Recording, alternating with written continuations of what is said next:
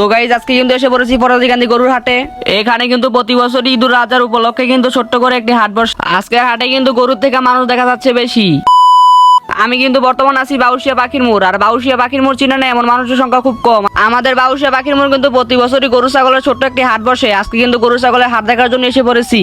হাটের ভিতরে ঢুকতে আমার চোখ পড়লো আমার হাতের বাম পাশের গরুগুলা। আর এই গরুগুলো কিন্তু অনেকটাই বড় ছিল। আর কিছুক্ষণ পরে তাকে দেখি যে গরুর মালিক তার গরুর মাথায় পানি ঢালতেছে।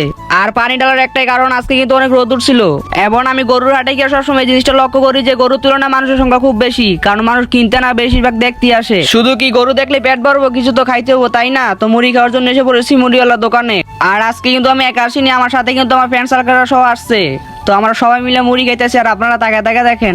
মুড়ি খাওয়ার পরে আবারও হাটের ভিতরে এসে দেখি যে একটা গরু কান্না করতেছে। আরে গরু, তুই কান্না করিস না, তুই সরাসরি জান্নাতে চলে যাবি ইনশাল্লাহ। তো গাইজ আজকের ব্লগটা কিন্তু এতটুকু ছিল। আশা করি ব্লগটা সবারই ভালো লাগছে। যদি ব্লগটা ভালো লাগে থাকে অবশ্যই